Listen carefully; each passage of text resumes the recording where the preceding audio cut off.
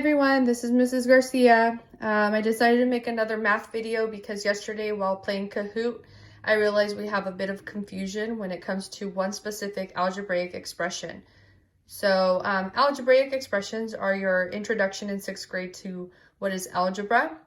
In algebraic expressions, you deal with something called a variable. A variable is a letter that is a substitution for an unknown number. For example, you might be wondering someone's age, but you don't know it. So you use a variable. So instead of the number itself, you might say n represents someone's age. Please check your class dojo for an attachment that looks like this. I found this online and it has keywords and phrases that relate to each operation in math and how you would find them in algebraic expressions. I found this resource to be very helpful. The one specific algebraic expression that gives me a bit of anxiety at times because I see it oftentimes misinterpreted is the less than for subtraction. So if you look here on this example, it says less than for less than a number, and note how it is structured. It's x minus 4. So I'm going to go over where you might find a less than for subtraction. So here's my anchor chart for you guys to look at. Let's take a look at the less than piece. So when we're dealing with less than, automatically we want to think subtraction. That's the easy part.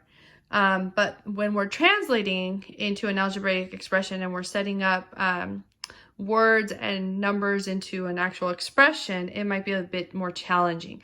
So here's my example to you. My example is 5 less than a number, and you're being asked to rewrite that. Your typical answer will be, let me just write it out. Answer, 5 minus x. But that is not the correct answer. So basically what we want to learn here and get trained to do is to switch the expression. When you see less than, you want to put x minus 5. And I'm going to explain why. So here's my real world example as to why less than needs to be flipped when you are creating an algebraic expression. In this example, I have the following.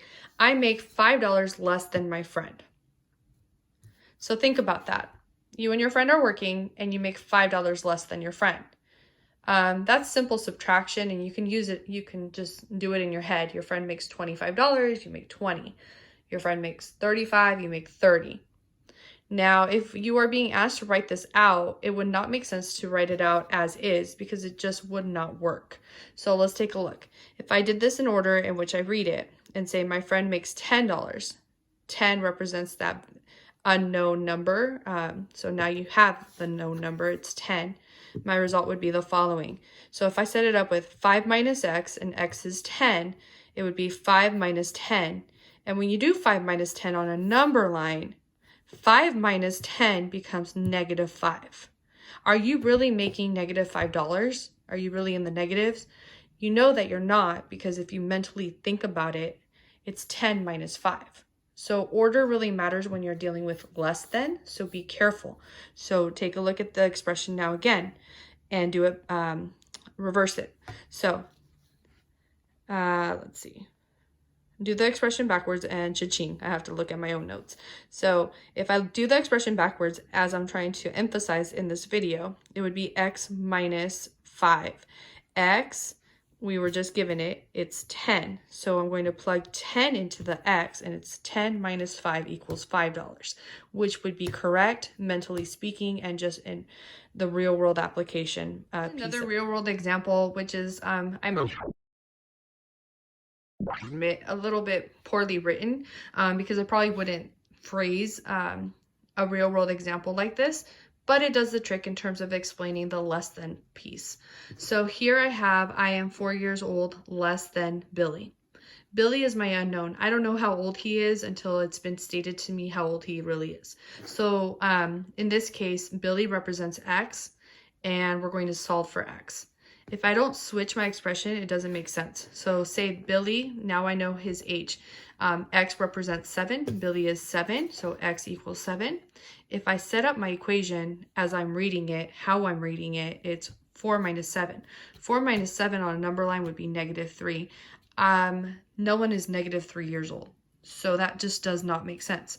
So in this case, whenever you have a less than, you have to flip it, because otherwise the reality of it, or like the end result, the answer just will not coincide with reality. So this expression does not go in order. X minus 7 would be the correct way in which to phrase this poorly phrased example so that you can get 3 years old. So I'm 3 years old, Billy is 7, and there's a difference of 4. Hopefully this has helped you.